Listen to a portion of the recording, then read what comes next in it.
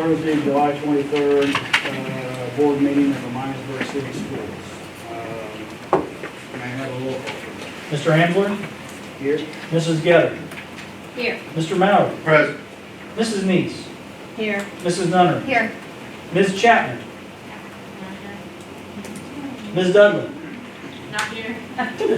Ms. Dyer, Hi. and Mr. Kick.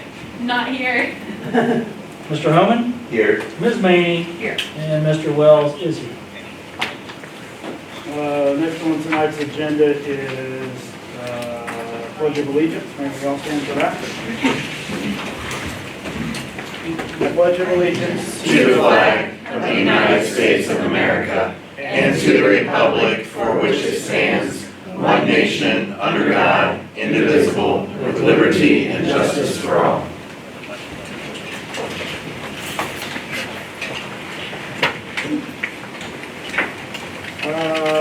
C is the adoption of the agenda.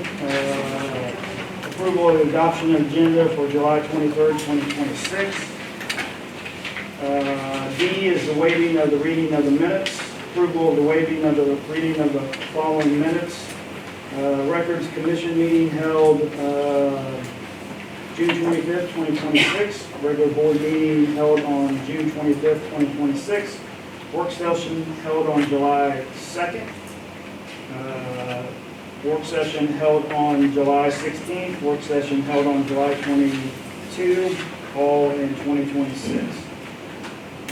E is the approval of minutes. Approval of the minutes for the Records Commission meeting held on June 25th, 2026.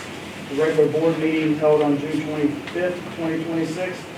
The work session held on July 2nd.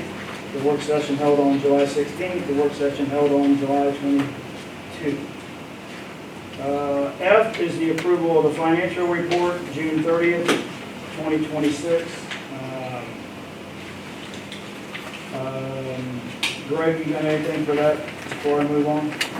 No, I just want to draw everyone's attention. Ended up finishing the year strong. Again, ended with a deficit, but the deficit was not as bad as we thought it could be. Ended up with a $3.8 million deficit. Our ending cash was $24.5 million, which is 124 days, which again is strong. Certainly, as we continue to deficit spend, we need to keep that in mind that day's cash will dwindle. Expenses were within 0.4% of the February forecast, which is good. And we saw some favorable variances. Our tax incremental financing came in higher than expected because of the higher values in the Austin Landing TIFs, that's tax incremental financing. Also, as we've talked about before, Medicaid Student Services, their staff is doing a great job of identifying and billing Medicaid opportunities, and that increased our revenues in other revenue category. And then the E-rate, as we mentioned before, also we saw those coming in. Those were reimbursements off of some big infrastructure projects. So, again, $3.8 million for the total year, and I would encourage anyone, if you want to see more, please go to the website and you can see all of the reports attached to it. G is recognition of citizens, staff, and students. Ohio School Board Association Honor Roll. Whereas public schools and local business are an integral part of the community, and whereas many local businesses play a crucial role in supporting our schools, and whereas the economic health of our community, state, and nation depend on a strong public school system, and whereas collaboration between local public schools and local businesses strengthens schools and businesses community alike, providing a well-trained and highly educated workforce. And whereas an excellent public school system is vital to the quality of life in this community and fundamental to preserving a strong democratic society now and the future, therefore be it resolved that the Miamisburg City School Board of Education names the following businesses to the 2026 OSBA Business Honor Roll, showing appreciation for the firm's ongoing support of the community's public schools. Your hard work has aided this community in focusing on the goal of providing the best public schools we can for every child who attends them. Individual nominations: Ed Taylor Jr. and Randall and Mary Nices. Rotary Club, Plaza Theater, Papa's Pizza Palace, Miamisburg Band Booster Association. H is the approval of meeting opening items C, Charlie, through G, Golf. May I have a motion for these items, please? So moved. I'll And motion by Mr. Mallory and seconded by Shelby Nunnery. All the top ones were pretty well self-explanatory. I jumped the gun on Mr. Wells, and I apologize for that. So we will go back to the recognition of citizens, staff, and students, and I will turn it over to Superintendent and Ann Nason.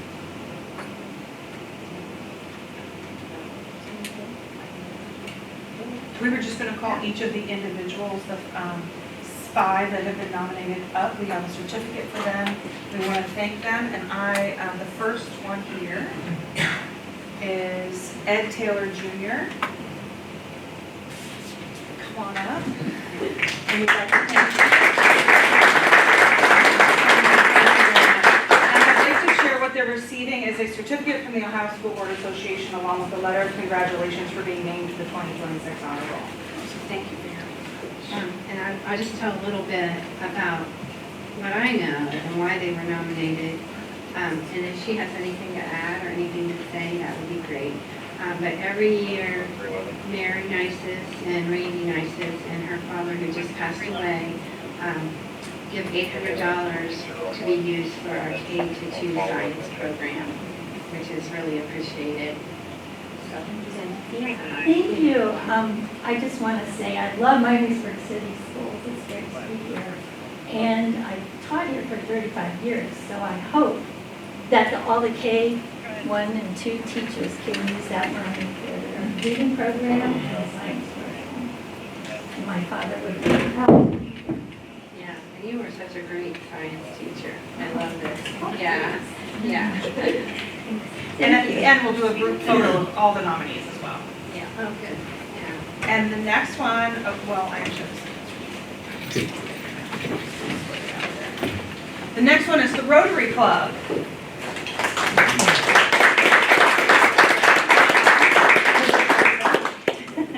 Thank you. And we thank you for your support of Miamisburg Schools. Yeah. Your nomination came in for the $2,000 contributed for Community Connections, and I'll read a little bit about that. It helps students who need sports paid for, eyeglasses covered, school fees, graduation fees, clothing, shoes. We have also helped obtain birth certificates for families. It's a way for the community to help with student needs. And then also Destination Imagination. I think Tommy said you had some other contributions. So we're involved here with the Interact, so it's the Rotary's version, student version of our club. We've had great success with that. And also Rotary does their Rotary Youth Leadership Program too. So I think it's available for sophomores. And so we'll be asking for nominations for those. Right? And also the one teacher that works with Interact, we sponsor them and give them a stipend for that. So yeah, it's nice to be involved with the school. I see we have an officer here. Probably he's here because they heard I was from West Carrollton. So if any of you were graduated around 1978, I'm sorry. But I would thank you very much. Thank you. Thank you. Tommy. And our next nominee is the Plaza Theater.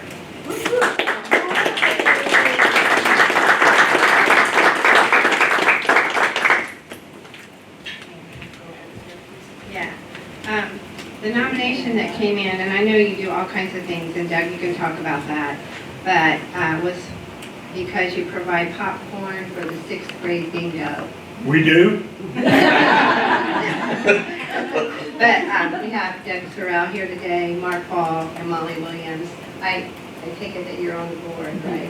Oh, okay.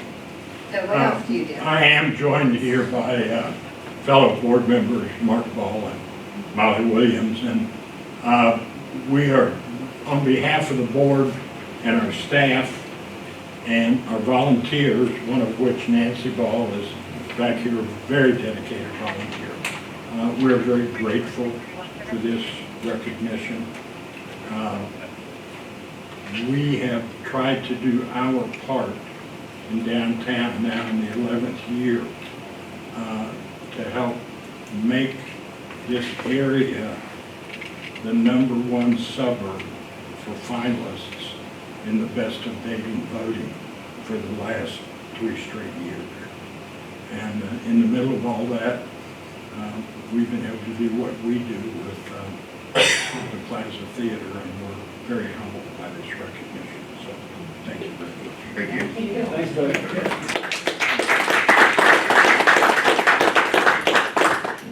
And next we have Papa's Pizza. Yeah, Parker Linsky, It's their busy hour, it's their dinner hour. he called me at the last minute, said he could not make it, but We understand. yeah, they've given, for the nomination said that they cut us deals on pizza, that's one thing, but I talked to Parker, they give donations to various teams, and they also give an art scholarship. So, thank you so much.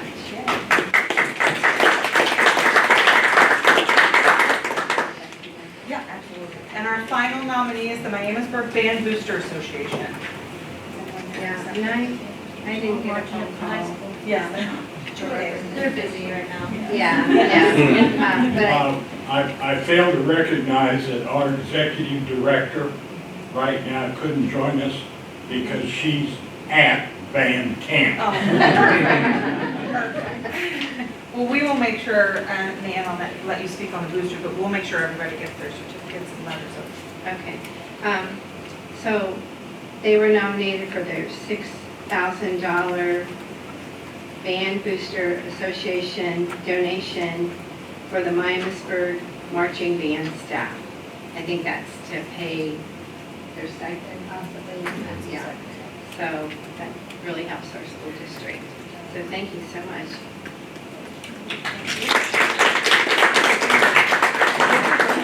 The recipients that are here would like to come up in front of this backdrop with the school board. You want to do a photo wall and maybe crowd it over on? Yeah, we're too crowded. Okay. We have 2 rows up. Sure. No.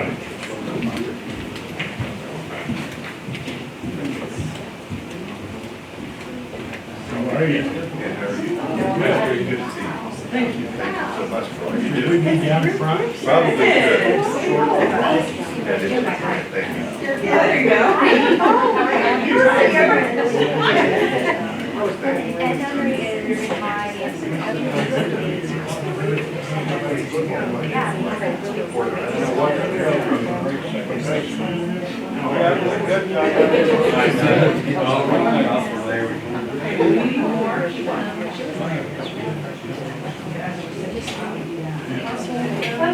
Right here. Where's Mom?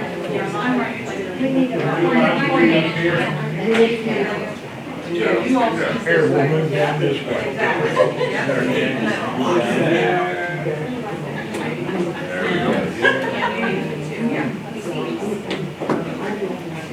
Good, Sean, let us know. We look good. All right, everybody ready? 3, 2, and 1. All right, great job, y'all. Good job.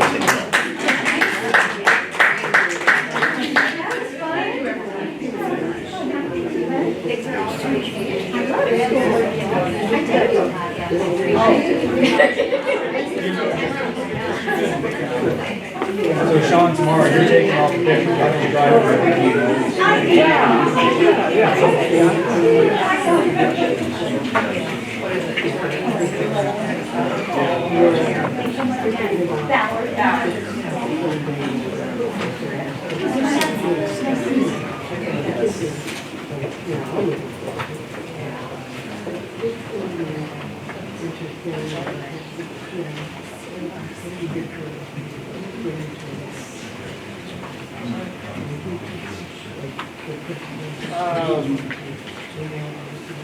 Mr. Wells, may I have the roll call for meeting opening? Mr. Hansler? Yes. Mrs. Gevitt? Yes. Mr. Mallard? Yes. Mrs. Neese? Yes. Mrs. Nunn? Yes. Before we move on to public comments, I will let the rest of the board know, when we had the agenda review on Monday, it was noted that we are going to, we've always had acceptance for donations towards the end of the meeting. And it was brought up for discussion in regards to moving the acceptance to donations after the opening meeting items, for the same reason in regards to, if they're here, recognizing them as well for pictures or whatever, and not having them sit through the whole meeting if they don't. So, Good idea. starting next month, we're gonna move that up, right after, before the public comments. That was by our secretary, Mr. Meany, so I'll give her the credit. Good job, Regina. Now we go into public comments. I have one green sheet tonight, and that would be Miss Sandy Summers.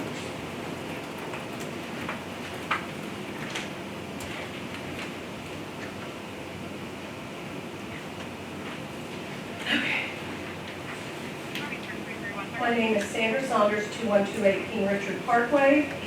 As elected representatives, each of you has a fiduciary responsibility to hold the administration accountable for its spending. You also have a responsibility to be transparent, not only with the community, but with one another. At a minimum, the public should have confidence that this board can communicate openly and govern effectively. Unfortunately, I feel that confidence has been lost. It is my understanding that since October of 25, our district has paid nearly $83,000 in legal fees to FPT Gibbons related to last fall's situation. Those bills continue, yet the public still doesn't know why or what the district is paying for. Hopefully our board is not in the same position as the public. If I were a board member, I would be deeply concerned that litigation involving the district could be found by anyone through a public record search online. My question to the board, is the board being advised of developments as they occur and not hearing it from the community first? In November, the district will ask this community to approve additional taxes. We continually hear words like transparency and consistency, yet transparency cannot be selective. How are decisions made about what information is shared and what is withheld from both the public and the board? I both attended in person and watched online many meetings and have rarely seen public comments acknowledged, even with something as simple as "we'll look into that." I don't expect that to change today.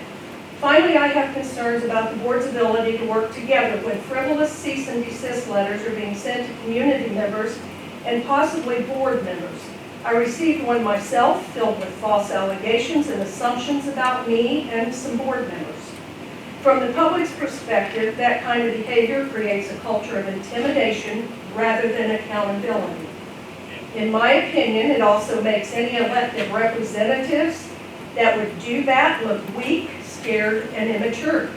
Accountability is always worth pursuing. The Ohio Ethics Commission and the OSBA exist for a reason, to uphold standards of public service. Those standards matter, and I've come to know they are very interested should district or individuals struggle with consistency in maintaining them. So I'll close with this question. Was it worth it? Was avoiding difficult conversations or giving in to pressure worth where this district is today? In all my years of being in this district, born and raised resident, graduate, retired employee, volunteer, and having a child and now grandchildren in this district, it took only a handful of people in a short period of time treating one of our strongest and nationally recognized educators so poorly as to cause him and his family to leave the district. Transparency and accountability is what the community deserves, and we deserve to see it in our board and in district leadership. Thank you. And I think the mail works, it's a horrible loss. Horrible to lose Steve. Thank you, Sandra. Thanks, Danny. Thank you.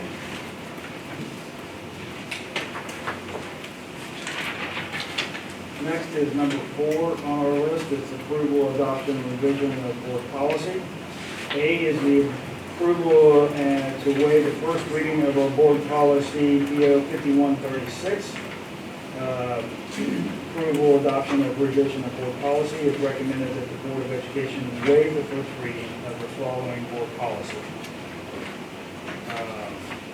which is personal communication devices. B is the approval of revision of board policy. It is recommended that the Board of Education approve the following board policy revision. Again, personal communication devices. C is the approval, adoption, and revision of board policy A, Alpha, and B, Bravo. It is recommended that the Board of Education approve adoption and revision of the board policy items A and B. May I have a motion for these items? So moved. Second. Motion by Mr. Mallory, seconded by Miley Getta. I just have one brief question, Yeah. if it's applicable. You know, when we went through the Neola winter update, we had the first, how is this Yeah. different?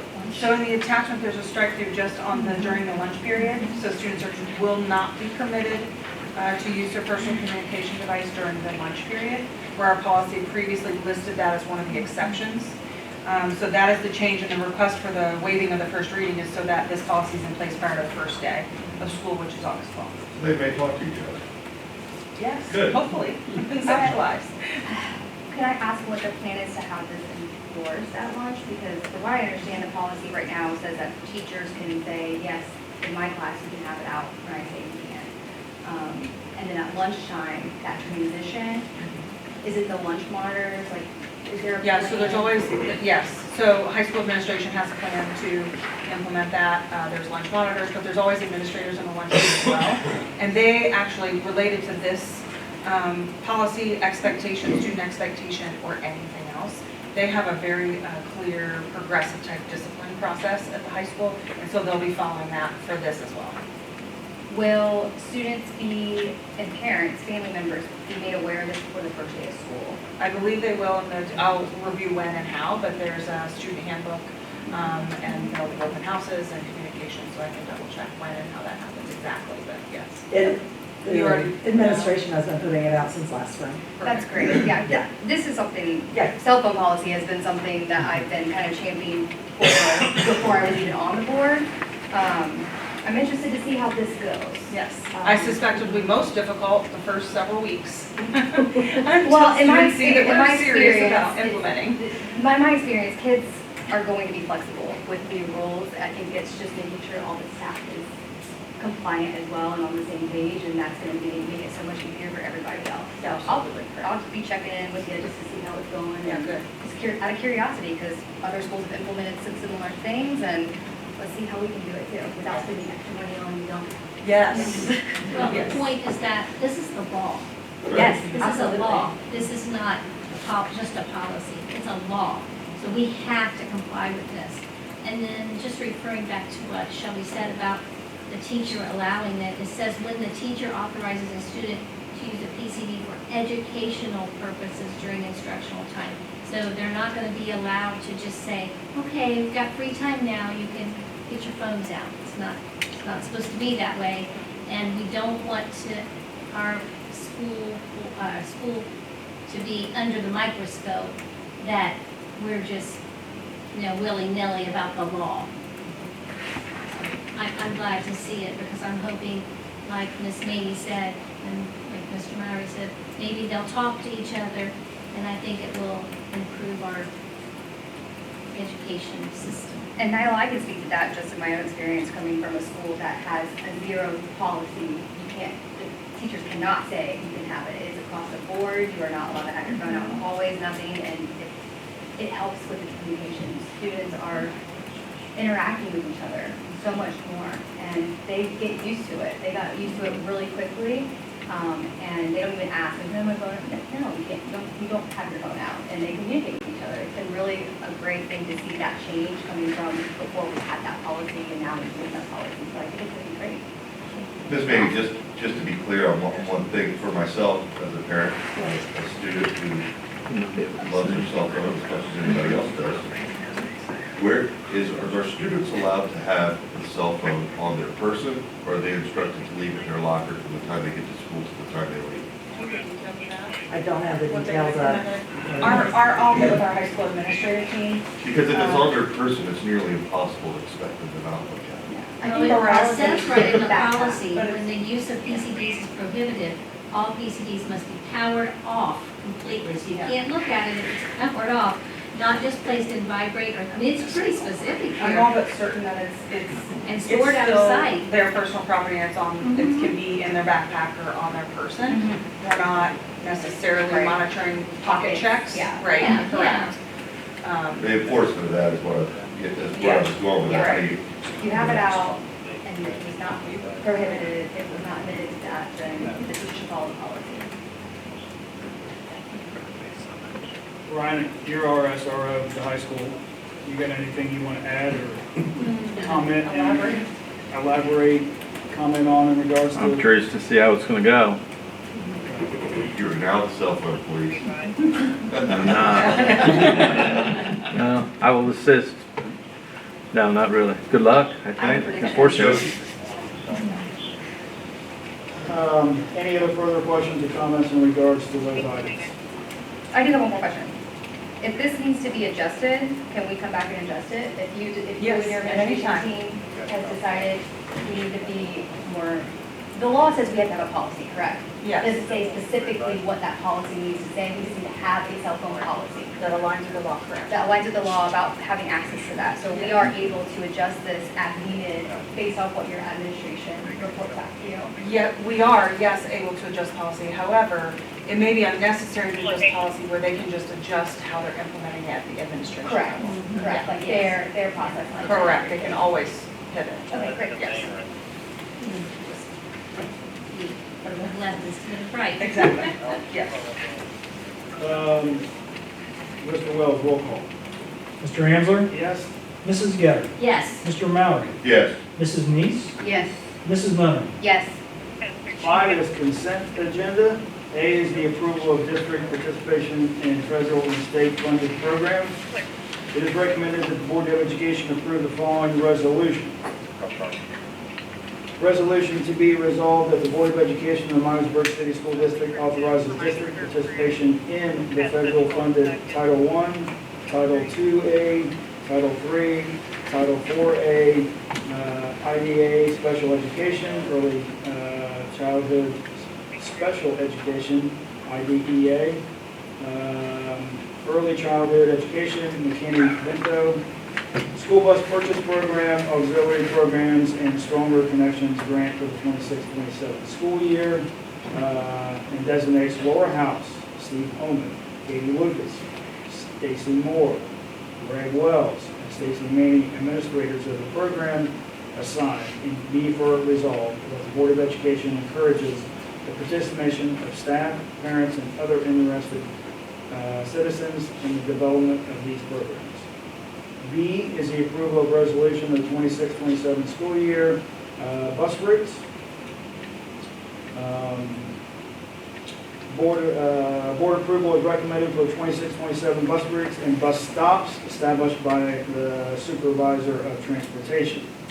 Resolution, be it resolved that the Board of Education of the Miamisburg City Schools hereby approves the 26-27 bus routes and bus stops established by the transportation supervisor and delegates authority of the superintendent and director of business to make changes as needed during the 26-27 school year. C is the approval of board member trainings. It is recommended that the Board of Education approve the following request for training as offered by Ohio State Boards Association, or OSBA. October 2nd is the Ohio School Board Association Southwest Region Fall Conference. That's usually held down at Warren County. And then November 15th and 17th, 2026, the Ohio School Board Capital Conference, which is held in Columbus. D is the approval of extracurricular code of conduct and athletic fan code of conduct. It is recommended that the Board of Education approve the extracurricular code of conduct and athletic fan code of conduct as presented. E is the approval of items A alpha through D delta. It is recommended that the Board of Education approve these items. May I have a motion? I move to approve consent items A through D. I'll second. Ms. Neese had the initial and Nunnery had a second. Shelby Nunnery had the second. As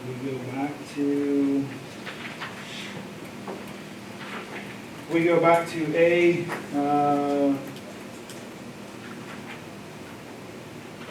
if any of you would like to speak on A in regards to the federal funding or Nothing you were saying. go? No? Integral part of our programming, that's for sure. So, B was the approval of resolution from 26 school years, bus routes and bus stops. Mr. Hellman? They'll be available 2 weeks before the first day of school, and we will be probably sending out within the next week with the new routing software that we had to upgrade to. There will be an app that we'll send out to parents to download My Ride K-12, and so we're going to encourage all parents to download that. They can see their kid's bus stop, and also that is going to be used for notification of buses running late, a different bus number coming out, all those things. So all those instructions will be coming out. We talked to the principals the other day to really encourage parents to download that app. Eventually, we'd like to take a look at the GPS portion of it, but we want to get this portion rolled out first, so. Thank you for adding that as a parent to 3 kids that ride the bus and a new kindergartner who's going to be riding the bus. But that was another thing that I had spoken about before at board meetings as a community member of the importance of that. And I think that is going to be really great for all the parents and communication-wise, make it real seamless. So thanks for your work on that. Yeah, when we had our meeting with principals this week, we talked about it. They all had access to actually log in and see the stuff to see how it operates. So Yeah, I'm looking forward to the GPS part too. That'd be great. Yeah. That'll be down the road. We got to get this. Yes, It's a whole new system absolutely. and routing and. Sure. But we're going to encourage parents to download that and use it, so.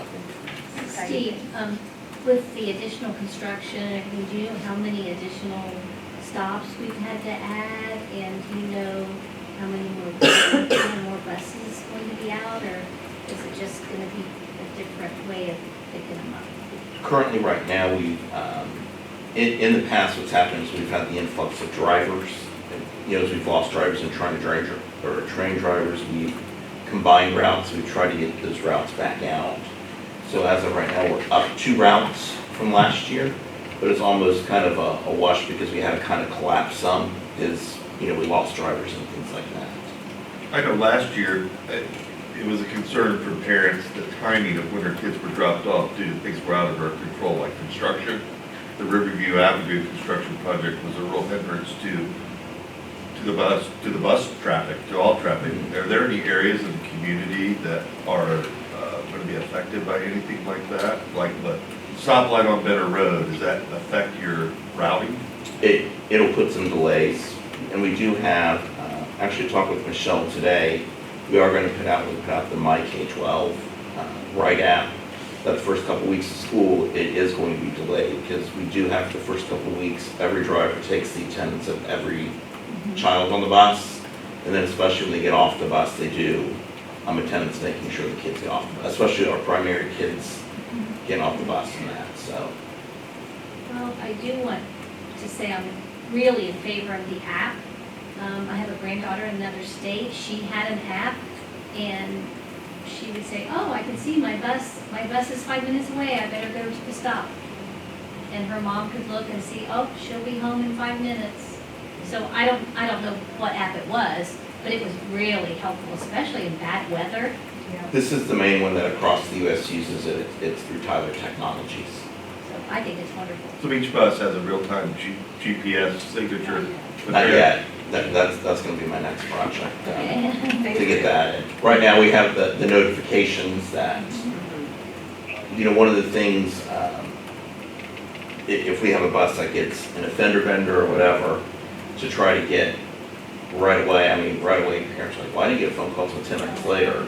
Well, by the time they call it in, by the time we get someone to do the on-call, they have to download the list from ThrillShare and then send it out. This way, it's immediate, they can go right in, they could say, for example, everyone from Stop 5 and Beyond, they would get a notification saying there's been an accident or they've had a reroute or something like that. So. Streamlining it is great.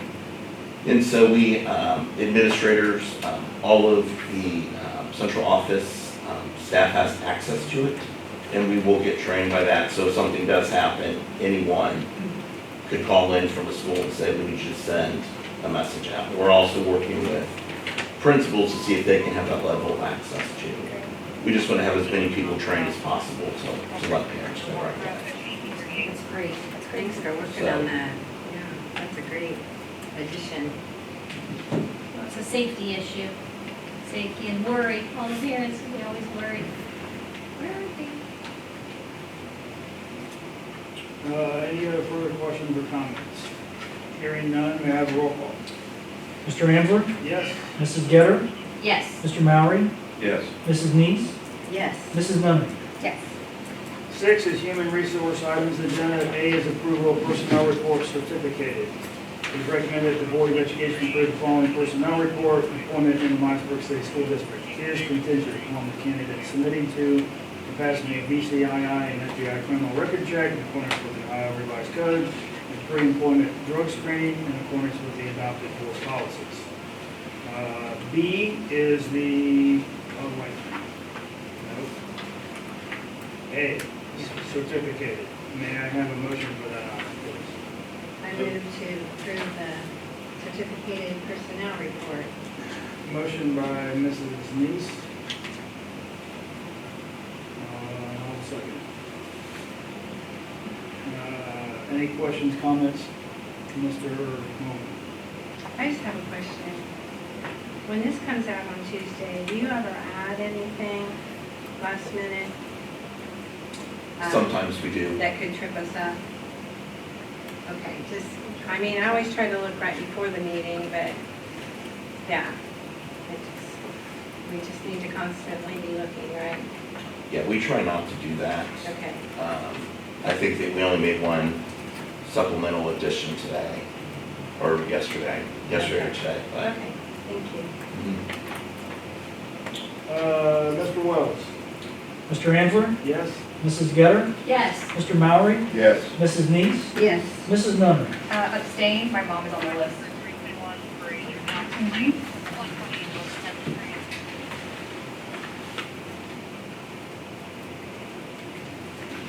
B is the approval of personnel reports classified. It's recommended the Board of Education approve the following personnel report. Again, contingent upon the candidate submitting to and passing the BCI criminal record check and accordance with the Ohio Revised Code. So, may I have a motion for that as well? So moved. Second. Motion by Mr. Mallory. And seconded by, now we got Mr. Holmes. no, just trying to get everyone hired before the first day. Mr. Wells? Mr. Ambler, Yes?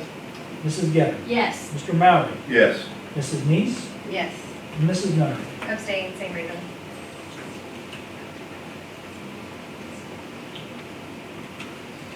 C is the approval of personnel report supplemental stipend certificated and classified. It is recommended the Board of Education approve the following personnel report. May I have a motion for this item, please? So moved.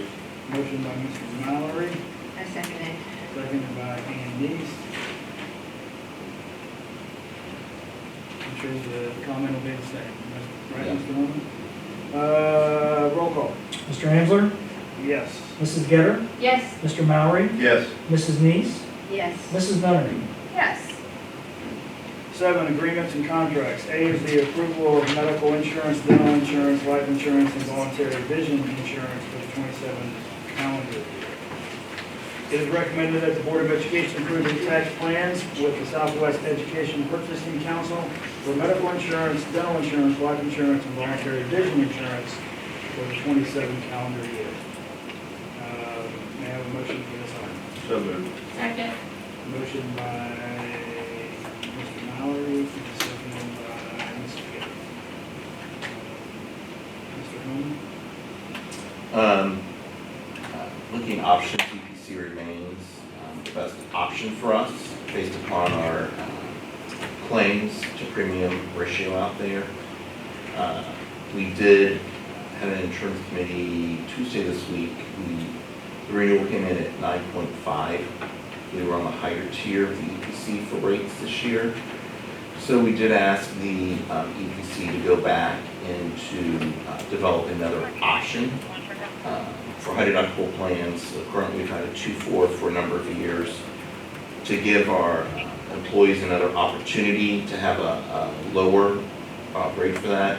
We do have a 3.6 option with the copay and without a copay for high deductible. And then the PPO, they also raise those deductibles for that. So employees would have an option of if they want to keep the same plan that they've had over the years, or if there are ones that maybe don't use the plan a lot and are fine with the higher deductibles, they don't reach, then they could go with the 5.5. So we try to give a variety of options to the employees in terms of that. Dental and vision remains the same in terms of the increase on those. Yeah, what was the percentage increase again, 9.5? 9.5. But there is an option out there where we raise a high deductible plan to a 3,000, 6,000, which we used to have 3,000, 6,000 for a number of years. And then in the years that we were doing really well, we were able to go back to a 2.4, but now we're flip-flopping. So, but we are giving employees options if they want to stay with the 2.4 or if they want to go to a 3.6. So. Can you offer, like an employee doesn't take the health insurance, they get a payout? There's in lieu of payment Yeah. for, it applies differently to different part units. Just curious. Mr. Wells?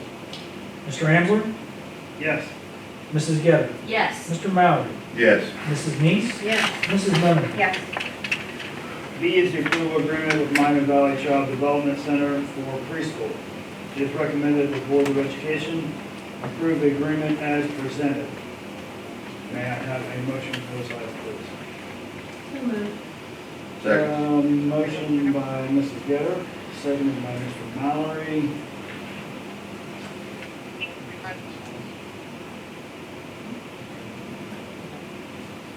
I just wanted to ask, do we still have the additional 5 classrooms from this initiative that we had last year?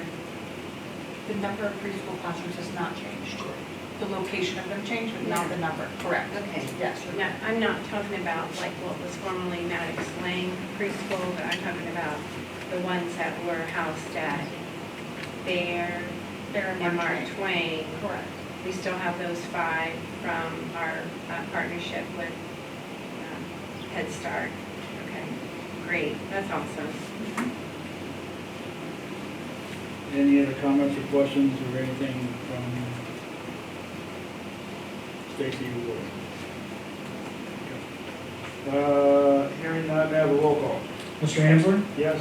Mrs. Getter? Yes. Mr. Mallory? Yes. Mrs. Neese? Yes. Mrs. Lemon? Yes.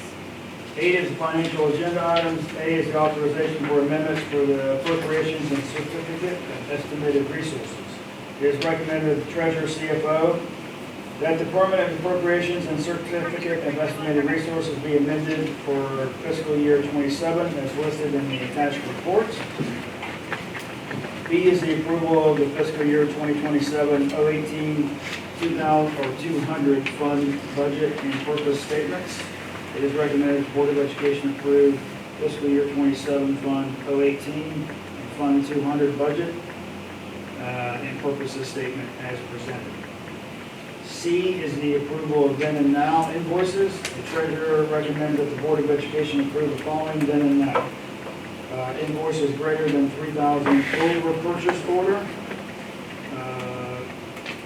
College Board, inventory number A27. That's the only one.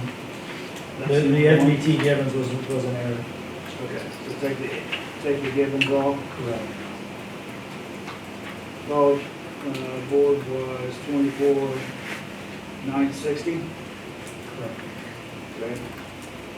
D is the approval of items A, alpha through C, Charlie. And I have a motion for those financial items. No motion. Motion by, Ms. Myrick, I second it. and seconded by Annalise. Mr. Wells. The change to the update, or the revision of the appropriations, actually, it's more about the certificate. We got our award for the early childhood education grant, which we had to add because we hadn't gotten that award from the state yet, so that we've added that. And then, of course, there's always on a daily basis, there's things that are puts and takes back and forth. The 018 and 200 budgets, again, just these are standard items that we have to approve every year. All of the advisors and the principals submit their principal funds and student activity budgets. Those have been submitted and need approval by the board as according to board policy. And then and now, again, it's pretty standard. Unfortunately, just when you get roll over from one fiscal year to the next, things fall in the crack. This particular one is just it's a learning curve issue with the folks that didn't get the purchase order put in time, and the invoice came in with the date that they had to have it done in. I know I had mentioned our partnership with Head Start. We're still getting that grant from the Ohio Department of Education for those preschools as well, right? Correct. So it's still Correct. being Yeah, it's not called early education. It's without not ECE any anymore, it's something expenditure else. from our district, right? It's still being funded with no expenditure from our district. Remember last year, we actually netted $56,000. Are we still at that point? That's my understanding. Okay, good. That's great. Couple quick questions just for my clarity. What is function 018 and function 200? The 200 fund is student activities, and the 018 fund is principal funds. So when principals do fundraising, they have those funds and they can use it for a variety of purposes. For principal fundraising? Yes. From the principal or as a principal? It's the Not a principal. principal person. No, it is the principal person, Okay, so that's what I'm it's asking. called a principal's fund, so Okay. it's a discretion, as they do fundraising or get donations, they have discretion to be able to use those funds for, Ice cream party or whatever. yeah, they can do special things for students, they can do special things for staff, they can do, special things that really can't be an allowable use in other things. Great. My second question was, and I've been trying to figure out how to ask this question to give myself the clarity that I'm looking for so that I understand it. And I really didn't get it the other day, so I'm going to ask it differently because I think it might answer my question better.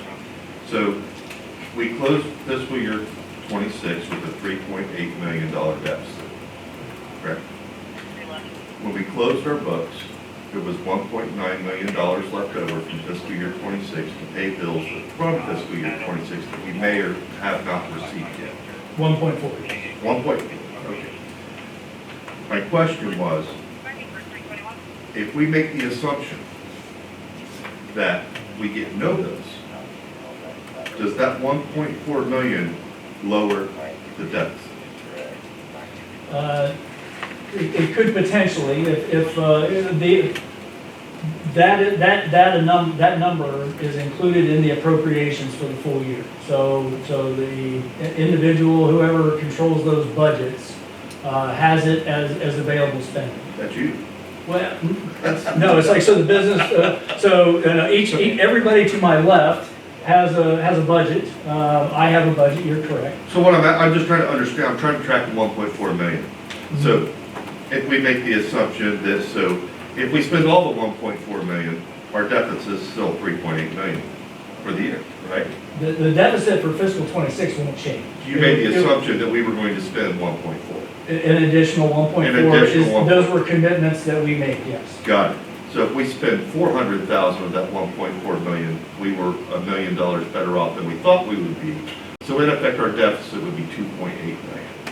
With the look back time after all the dust settles for the calendar. No, the 3.8 is actual. Those are actual revenues versus minus expenditures equals, we spent 3.8 million actual dollars more than we brought in. Okay, Then we have the 1.4 additional commitments on top of that, you carry it forward to the next, that carries forward, correct, to the next fiscal year. correct. Okay, thank you. I'm starting to understand it. I'm sure I have other questions, but that's helpful. Thank you. Any other questions in regards to the financial items? Hearing none, we have a roll call. So I have to go back to my page here. Hold on. I apologize. Thank you. Mr. Hensler? Yes. Mrs. Gill? Yes. Mr. Mallory? Yes. Mrs. Neese? Yes. Mrs. Nunn? Yes. 9, acceptance of donations. It is recommended that the Board of Education accept the following list of donations. All monies will be used through each school's 018 account unless indicated otherwise. $21,053 to Meadowview Primary School from the Meadowview PTO for the purpose of adaptive playground modifications.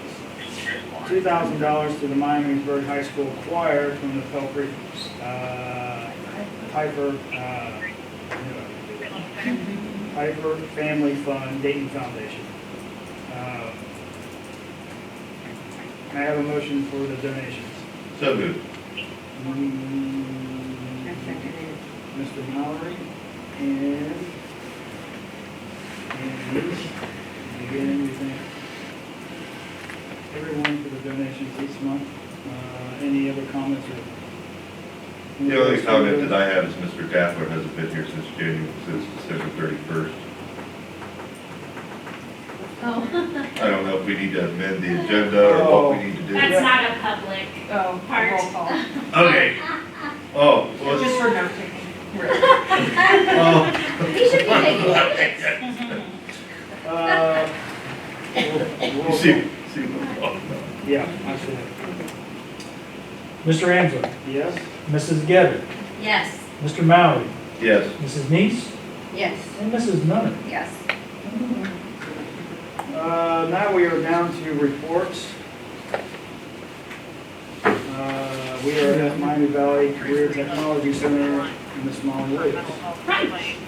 So tonight, you're so lucky, you get a threefer. We're going to talk about the financial meeting of May the 29th, the board retreat on June 27th, and the board meeting from just this week, because it was 43 minutes, Mr. Ambler, so, now you have something to aim for. The financial meeting it's always very intriguing to me because it's a huge budget. And it's just amazing how well they have all their ducks in a row. They talked about what was coming and the financial uncertainty from 26-27, and they took a hard look at the overall budget. We were given a 4-year forecast for that, and we actually were still in the black until the year 2029. So in today's environment, that's amazing that they're pulling that off and setting goals and everything like that. So that's a really good position to be in right now at this point. At our board retreat, we discussed the state of CCT and their students, their staff, the partner school districts, and the facilities itself. They had just completed that huge new addition and they're out of room. So we talked about that and some of the other things. We also approved a new 5-year contract with Dr. Weldy. He is one of our biggest assets there. He's an amazing man. We're all very happy to know that he's going to be leading us the next 5 years, and we feel very lucky to have him there. So then Tuesday was the board meeting, and our enrollment numbers, we have 1,201 junior students, and the total for the campus is 2,199. So the juniors start on August 10th, which is crazy, and the seniors start on August 11th. And so it's going to be a really good year. Unfortunately, we have 300 students that are on our waiting list, which brings up the conversation, how can we fit more students in these facilities? So we have an adult education building, and that's where some of the administration is and some of the other things. And they're looking about how can we take that building and make it a better service, because adult educations are usually in the evening, so what can we do in the daytime? How can we add labs? Unfortunately, there's no food facilities in there, so how can we bring food across the street from the main cafeteria? Because the students can't go across, because it would be like playing Frogger, it would be terrible. But they're looking at all of those options, and I love that they're just taking a look forward. With the help of the staff, the superintendent and the treasurer, last year they cut, their general fund came out 13.6% better at the end of the year. So we can carry that money forward to help the students and maybe make some of these amendments and things like that. So they're really trying to look at what's coming and be in the right position. How they did this was they looked at salaries, purchase services, materials and supplies, and then expenditures. And some of the savings were $2,000 and some of them were $50,000, but every penny added up at this point. So we do have some new hires coming on, and we did have some people that retired, and there was 4 that were rehires. But even that saved us money and knowledge over time. So it's going to be a good year. Any questions or anything? No, I'm just amazed, Molly. Even when Joe was here, he talked about the numbers and how many kids from all over have applied to go there. And it was the same thing every year where we have a huge waiting list. He talked about that a lot. He talked about Dr. Wolby a lot. He's a great guy. We really. And I know Joe was tickled, to retain him. And that same sentiment has continued through you. Oh, thank you. So I'm elated that our kids, college sometimes isn't for everyone. So to have that opportunity to go out in the workforce immediately, and it's just, the facility is phenomenal. They continue to make improvements. They continue to expand. And I'm just tickled that the opportunity is there in our background. And I think Miamisburg is doing a great job of using the satellite programs to reach more students and give them more opportunities to just be exposed to all the knowledge and all the things that they can do. So that's great for you guys and your staff to say, yes, we want these, yes, we want to make room, yes, we want to support them. So it's just a great opportunity all the way around. It's definitely a win-win for everybody. I also really like how they are trickling down to the younger grades, because it used to just be high school satellite programs, but now it's becoming into the middle school, and I believe that they're trying to do some elementary stuff as well soon. They're doing some 5th grade tours, and those are very popular. Everybody, you can't get the kids out of the vet center or out of the, let's look at the cows. Yes. So. The cows and the horses. So it is really nice to give kids options and say, it's a great big world, don't decide now. Yeah, as someone who went to a tech school, I think this is great, and even nearly 20 years ago, the perception of a tech school has changed and evolved so much to what it is now, and it's such a positive thing for our students and our community to have. So thank you for the work that you're doing with them. Yeah, I enjoy every minute of it. I really do.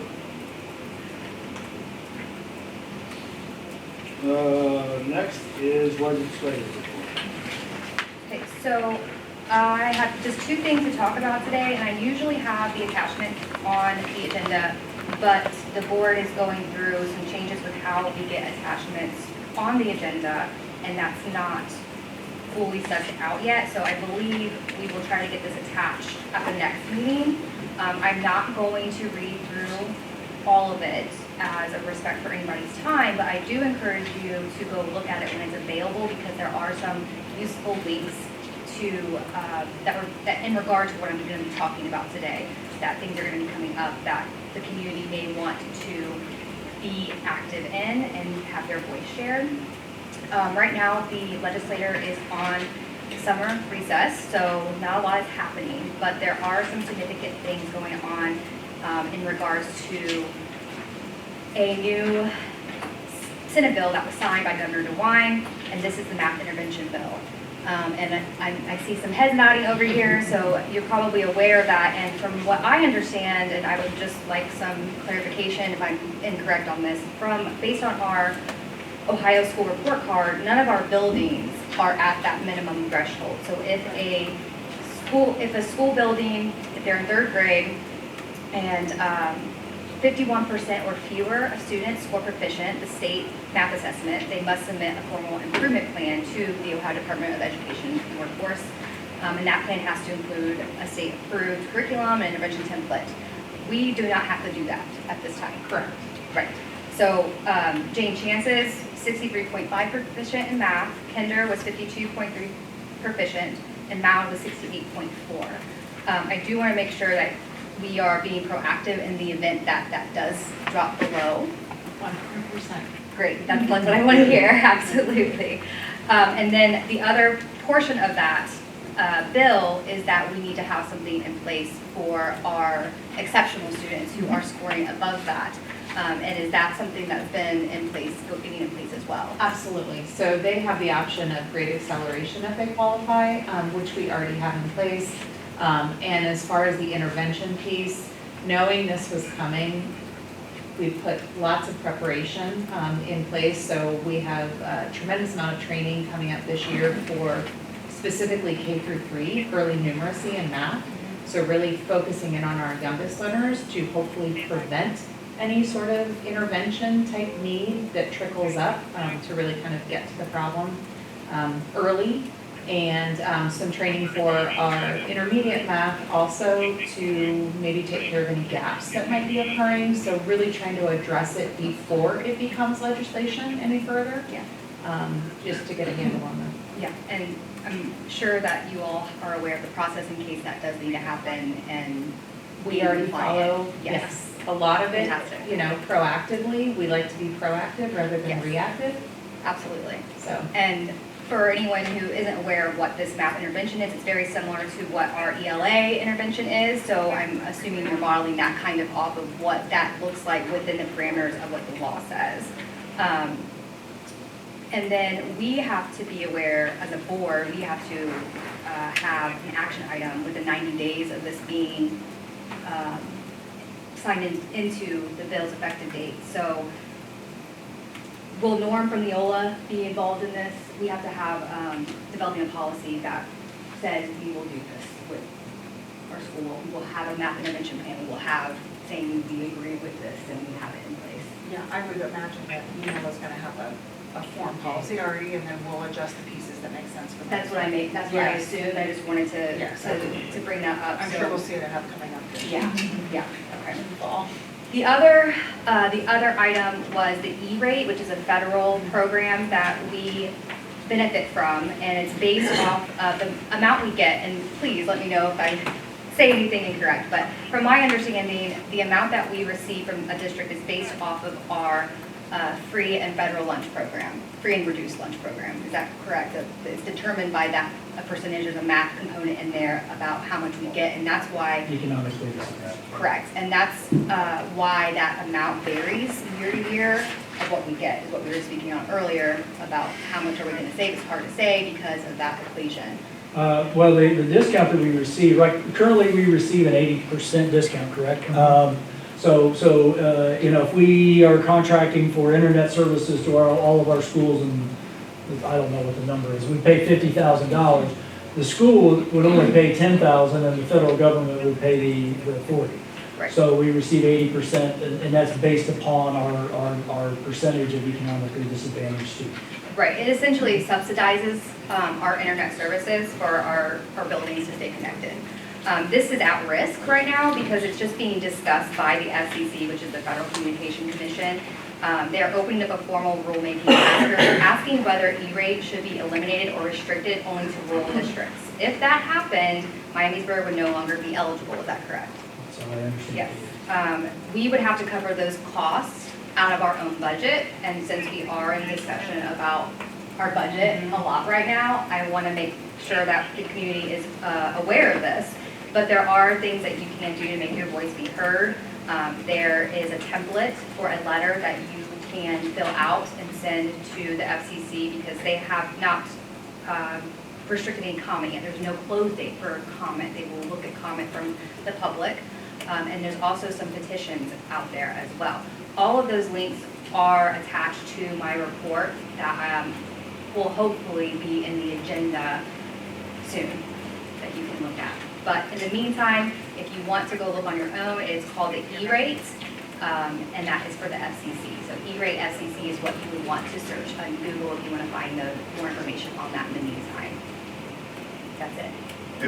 I have a quick question. Being that this is about legislation, what's the legislative identifier for the federal action comment in this, so that we can look up that piece of legislation and understand it? I don't know. Is it driven by legislation, or is it driven by It's the FCC is the information that I received. I don't think You could probably there's, just Google it. I'm not sure if there is a federal bill or identifier on that, but it can easily be looked up, and I will do that as well to stay updated on it. There should be a closing date on comments, and I'll be sure to add that to any future reports, so people have a deadline. Right now, there is not a deadline. It's just been brought up that, hey, we're thinking about this being on the chopping block, and it would impact Miamisburg, so we're watching that closely. Greg and I are. Ms. Neese, vote for mine. Yeah, unfortunately, too many things are on the chopping block for public schools. Yeah, I attended the Hope for Miamisburg meeting on July 14, 2026, and I usually put up attachment as well, but we're still in that process. The Bird Night Out, the Back to School Bash, is on July 31st from 5 to 8 p.m. at the Riverfront Park. And last year, we gave out supplies right by Star City Social, but we're going to be more in the middle of the park, handing out supplies. And we still need school supplies for grades 4 and for the high school students. So if you want to contact me at 937-681-4327 to help provide those, I can give you what the list entails, and you can make up a little bag of supplies if you're willing to do that. And you would deliver those supplies on Thursday, July 30th from 3:30 to 5:30 down by the Ginkgo stage at Riverfront Park. Also, on August 2nd, there's a free breakfast at Parkview Church from 9 to 10 a.m. for anyone who would like to attend. On August 22nd, this sounds really cool, a Birds of Prey event at Trinity Church starting at 4 p.m., rain or shine. And it's supposed to be very cool. Has anyone? Is it bird watching? They bring in all these different birds. That must be, yeah. Yeah, so if you have. It's really cool. Yeah. Neat. My family would love that. Yeah. And Where's then, that at Trinity Church, starting at 4 p.m. It'll be inside if it's raining. And then I wanted to report that the Miamisburg Home Repair Network, that it's going to help people with critical repairs. They helped their first client by building a ramp. And funds are starting to come in. There's a waiting list already, isn't there? Yeah, and if you want to, once again, on the attachment, it tells how to apply, the phone number to apply, and also how to donate. But if you'd like to apply, the number is 937-847-6623. If you'd like to donate, the number is 937-965-7677. Thank you. Thank you. Thanks, Ann. Now we're down to the round table, and Ms. Dyer. You were the lone survivor over there, so I'm gonna start with you. We're in summer, we're getting ready, school starts in less than a month, and it's absolutely crazy. I feel like summer just started. I've personally been keeping us busy. Me and Ms. Getter, we both volunteered at our church's VBS, which kept us very busy. 300 kids. Oh, wow. Absolutely wonderful. I just got another job, my fourth one, so I'm going to be working at the Red Fair this fall. So Are you a character? I am. I'm going to be the village maiden. Oh, that's awesome. I usually will volunteer interpret for those performances there for ASL, American Sign Language, so I've done that before. It's a great time. That's so cool. That's wonderful. And I have a question for you. Yes. What do you think about the cell phone policy as a high school student? I'm so glad you asked. I have a lot of mixed thoughts on it. I think it is, I think like cell phones are a real issue. And I think they are something that definitely, something should be happening with them. To what extent, I don't know. I think we, as students, we have to learn how to use cell phones. I can see right now, like, not to call you guys out, but I've seen during a meeting multiple adults on cell phones. And so I think it can be sometimes hypercritical to have, like, saying that it's a problem for us, but it's also a problem for you guys. I know for me it was frustrating last year where, like, I would be willing to possibly put my phone away all day, but I had teachers offering extra credit if I had kept my phone in the snow caddy or whatever. I think cell phones, I know for me personally, when I'm on mine too much, my brain goes fuzzy and gray, and it's not as necessarily like safe and like sane, and not the mental space where I want it. But that is me personally. So in summary, I don't know where I think it should fall.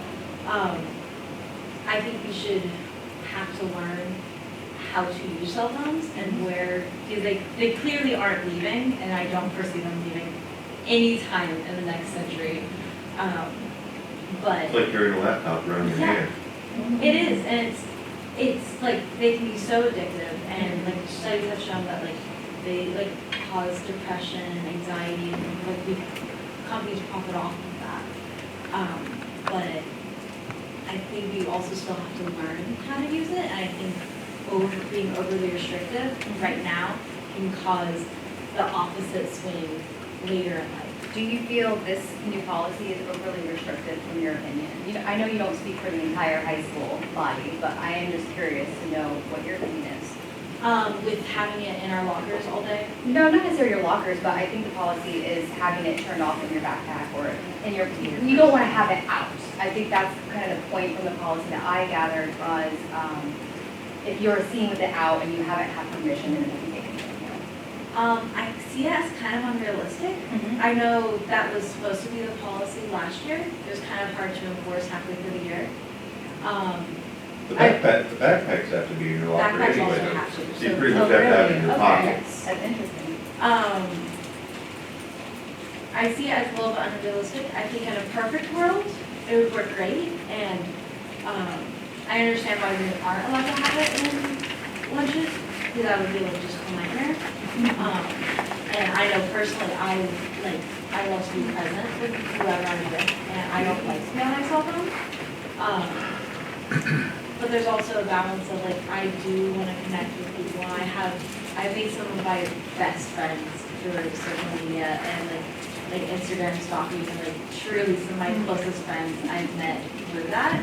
And so it has its place, but anything in moderation. We are all searching for balance. We're all searching for balance, and I think the rule is trying to create that, but by making a rule, you kind of do the opposite. So, not to like give you a firm, I have not taken a firm stance, but that's. You see the point. I see the point. Sometimes it sucks. And I appreciate you guys trying, but I think it's a really hard spot to be in. I think it would be great for our school board representatives. They're still doing legislative round tables, and that would be a great topic to come up, because we are now following the state law policy. We have to have a policy in place, and I think we have some discretion with what that looks like specifically, because school districts look different than each other. But having some sort of policy is in place, but that would be great to bring up at those roundtable discussions, what they're called, right? Yes. Yeah. Thank you. I'm really curious about how this impacts our student body too. I have my son who tells me it's terrible, awful, the worst thing ever. I'm going to change it, and I said, you don't even know who I am, because I've been advocating for something like this for a while. So, thank you. I truly have a lot of mixed thoughts, and I don't love my cell phone sometimes, like truly like brain rot, like just by not even the content, but just by it existing, and that like instant gratification, and it's like sometimes it hurts your brain. Sometimes kids need a little bit of help learning what moderation is a little bit. True, but like it also is like just because an adult is enforcing it, it's unhelpful in some ways. Pathological avoidance, I understand. Yes, exactly. So I understand it is a really impossible spot that we are all in. I also know that I've become more educated because of my phone. And there are ways to, like, I know I've changed my Instagram algorithm to, like, have all these things, and it forces me to get off my phone because of the things that they are, and, like, reminds me that, like, oh, I should touch grass. I do love being outside. But I truly, it's a really impossible spot. Thank you for sharing Yes, that. of course. It's nice to hear our student voice. Thank you. Me? No, not yet. Across the- Okay. Ms. Williams? Yeah, grab summer while you can. in summer school. Don't say that. Ms. Moore? Ms. House? Other than we've spent past couple days with amazing administrators doing some really, really great work. I'm very excited about this year, and our instructional coaches. So we've had a great, busy week. Mr. Holman? I just want to do a shout out to our maintenance staff and summer help this summer. They have been nonstop since the teacher workday, getting all the building stuff together, the merger from Mark Twain and Bayer, Maddox to Bayer, all of that. So I just wanted to tell them thank you very much. And I think the college kids would probably go back to school right now if they could. So. At least they got a nice cool week this week. Yeah. Can we cook hamburgers and hot dogs for them or something, as a show of appreciation for them before school starts? Yeah, I talked with Ed today, and we have a schedule when they're gonna leave, so Memorial's gonna invite them down for lunch coming up. So, Great. but they've done a fabulous job, so I just wanted to tell them publicly thank you. So. Mr. Wells? Pass. Ms. Snyder? So the cell phones, back to the cell phones, just briefly. I do appreciate you saying what you said. And honestly, I'm interested to get feedback. Not me personally, but I think the administration is going to be interested from the feedback and how it will be enforced, because some teachers enforce it and some don't, and that might cause some issues. But I think I am confident in our administrative team to troubleshoot that and make the changes as they need to and adjust appropriately, and be successful. I know other school districts have spent a lot of money on the pouches. I'm sure you've heard of those, the yonder pouches, and they don't use them. They exist as a thing. Like, yes, you have these, but don't have it out. So I think you're gonna like the policy more than what it could be potentially. So again, we would love to hear more student feedback, and then as your other people come back to the meeting once the school year starts, I think we'd all be interested to see, have to hear how it goes. And then I want to acknowledge Ms. Saunders. When you made your comment, you made mention that public comments don't usually get acknowledged, but I do want to acknowledge that you spoke today, and I appreciate you bringing up transparency, and that's something that I think as a board we're working on with the implementation of some board norms that we have been discussing, and I look forward to working together with everybody on that in the future soon. And then as far as the attachment goes, I do want to apologize for anyone who is not able to see Missy's attachment and my attachment, and that just kind of goes back to the board norms of why we need to implement those. So we have a process that is aligned with what we all expect, and not limiting information from anybody. That's not the intention of not attaching that, making those attachments. We're not trying to limit anybody. We just have to come up with a system that works for everybody on the board. And then, yeah, enjoy the rest of your summer. It's still summer. Ms. Dees? I don't know, I was at Mark Twain delivering something the other day, and they wanted to know if I could help put some furniture together. So, yeah, they were very busy bees. No, I just want to thank the central office for all the hiring that took place. I know that's a lot of work. And also, I just want to talk about the staff. They don't go into their rooms on August 5th. Is that the start day? They're there now. They're working hard. They're spending their own money. It's unpaid work. And I know when I taught, I was there 3 weeks before every single day. And I just want to show my appreciation to our staff that, you know, because they care so much and they give of themselves often, and not just before school starts, but in the evenings and on the weekends. And I just value our staff immensely and want to thank them for everything they're doing to help prepare for our new school year. Okay. You bounce it around. I use my cell phone all day, every day, so I understand where you're coming from. I mean, my daughter texted me tonight, she's cooking me dinner at home. I couldn't tell her I wanted my baked potato, or my sweet potato baked with brown sugar and butter on it, if I didn't reply back to her. I couldn't look up and see that this federal E-rate, section 254 of the Communications Act of 1934, codified by 47 U.S.C. 254 in 1996. So, I get it. They certainly have their place, and they're an effective means of communication, especially somebody in our role that are, in effect, civic volunteers, you know, putting a ton of time, a ton of personal time into just trying to do the right thing on behalf of our community. Couple other quick closing comments. The businesses that we recognize in the donor list, they're always impressive. Ms. Dyer, thank you for holding the fort down. I mean, you know, you need to give your colleagues some static for... These two have band and she has cheer. Well, yeah. So they could not be here. I get it. They owe you. They owe you. Hey, I'm fine. I'm good. You get a night off one night. They owe you. And I also want to thank Sean. You know, I wasn't sure what a public relations administrator would do.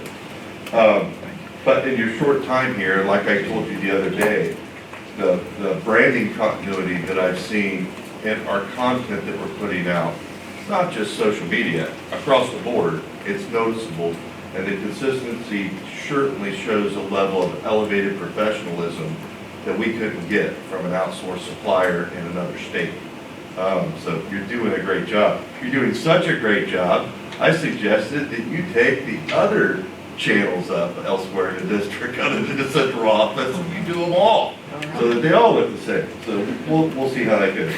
And, you know, the one thing that, you know, when you look at staff turnover, which there was a lot this year, it's good to hear that the administrative team that you guys are working with, that there's synergy there.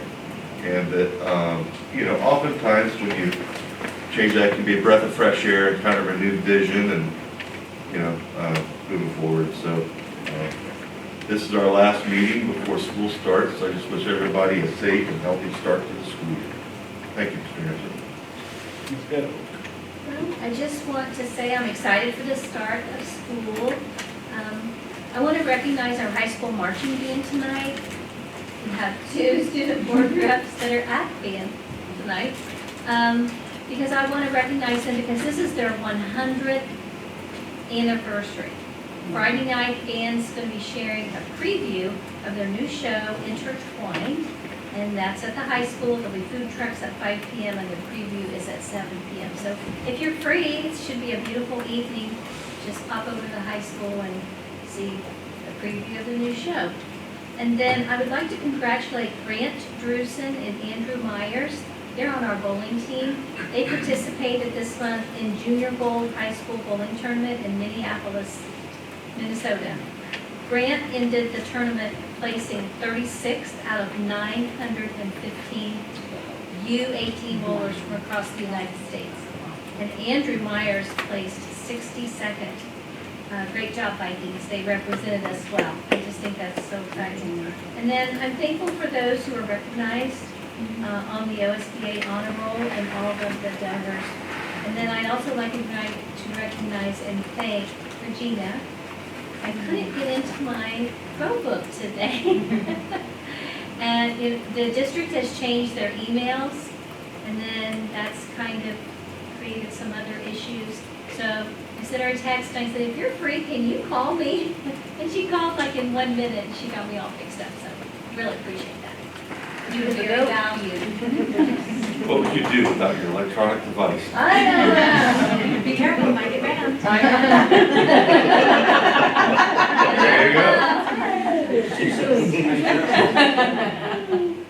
Last word tonight through the superintendent. I had several of the other things that were mentioned. I will not repeat, other than I would also, like Mr. Holman, like to really thank our summer help, our maintenance staff, our teaching staff, our administrative staff.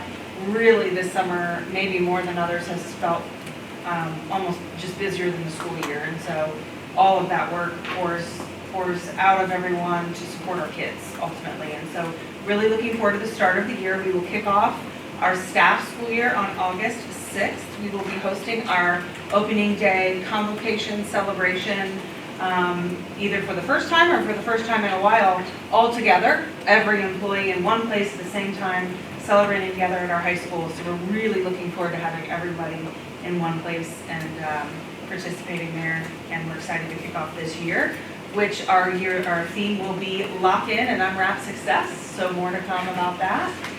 Then on the 12th will be the first day of school for students, so everybody mark your calendars for August 12th. And all of the other great events that are happening here that have been mentioned today between now and then. Least of all is tomorrow's golf outing that we're grateful for our Alumni Association for hosting and supporting every year. And so we're looking forward to that tomorrow, which will be an early morning at Pipestone. And finally, our August board meeting will be the 27th. And I wanted to point that out, it'll be August 27th. So thank you all, and I'd like to mimic that safe and healthy start to the school year as everybody's goal. We look forward to seeing everybody. One thing real quick, Mr. Holman, you had mentioned that you were going to have to do some stuff for maintenance people here at Central Office. Would you let me know when and what your head count's supposed to be? Yes. Thank you. I'll do that. May I have a motion to adjourn? So moved.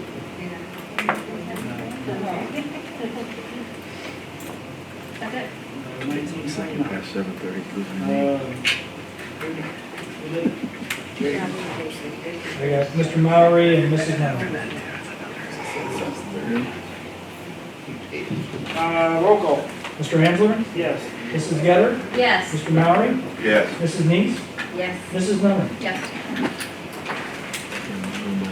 All that, everybody. He's freaking out. I got it.